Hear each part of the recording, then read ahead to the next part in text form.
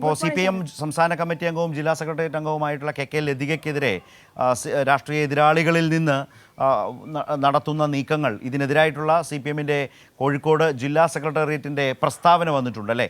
അതുമായി ബന്ധപ്പെട്ട് ഇപ്പോഴത്തെ അത്തരം വിവാദ വാർത്തകൾ, അത്തരം രാഷ്ട്രീയ നീക്കങ്ങൾ, ഇതേക്കുറിച്ച് എന്താണ് സെക്രട്ടേറിയറ്റിൻ്റെ പ്രസ്താവനയിൽ പറയുന്നത്?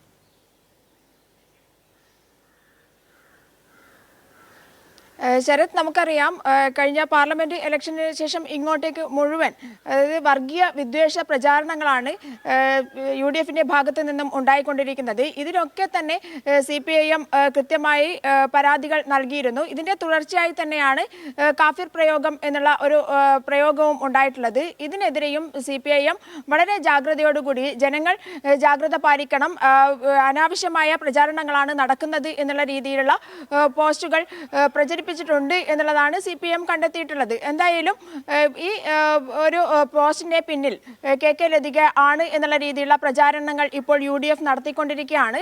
എന്നാൽ അങ്ങനെയല്ല സംഭവിച്ചത്. നേരത്തെ തന്നെ ഈ വർഗീയ വിദ്വേഷ പ്രചാരണങ്ങൾക്കെതിരെ മാതൃഭൂമിയുടെ ഓൺലൈൻ പേജ് ഉപയോഗിച്ചും അതുപോലെ തന്നെ റിപ്പോർട്ടർ ചാനലിലെ ഇന്റർവ്യൂ ഒക്കെ ഉപയോഗിച്ചും UDF നടത്തിയ പ്രചാരണങ്ങൾ, കാന്തപുരത്തിൻ്റെതെന്ന് പറയുന്ന പ്രസ്താവനകൾ ഉപയോഗിച്ചും UDF സാമൂഹ്യ മാധ്യമങ്ങളിൽ വലിയ പ്രചാരണങ്ങളാണ് സംഘടിപ്പിച്ചത്. അതും വർഗീയ വിദ്വേഷം കത്തിക്കുന്ന രീതിയിലുള്ള മ്ലേച്ഛമായ പദപ്രയോഗങ്ങൾ ഉപയോഗിച്ചുകൊണ്ടുള്ള പ്രചാരണങ്ങളായിരുന്നു UDF അന്ന് നടത്തിയത് എന്നുള്ളതും CPIM പ്രസ്താവനയിൽ വ്യക്തമാക്കുന്നുണ്ട്. ഇതിനെതിരെ ആ സമയത്ത് തന്നെ പരാതികളുമായി CPIM മുന്നോട്ട് പോയിരുന്നു.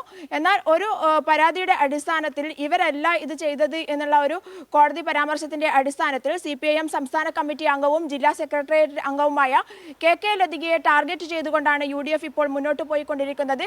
അവരാണ് ഇതിന് പിന്നിൽ എന്നുള്ള രീതിയിലേക്കാണ് പ്രസ്താവനകൾ ഇറക്കിക്കൊണ്ടിരിക്കുന്നത്. DCC പ്രസിഡന്റ് അടക്കം കഴിഞ്ഞ ദിവസം ഇത്തരത്തിലൊരു പ്രസ്താവന, അവരെ അറസ്റ്റ് ചെയ്യണം എന്ന് പറഞ്ഞുകൊണ്ടുള്ള പ്രസ്താവന ഇറക്കിയിരുന്നു.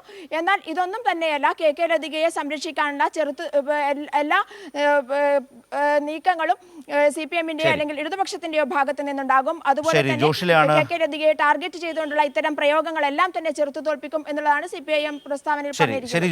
ജോഷിലയാണ് ഈ വിശദാംശങ്ങൾ ഇപ്പോൾ കോഴിക്കോട് നിന്ന് നമ്മളുമായി പങ്കുവച്ചത്.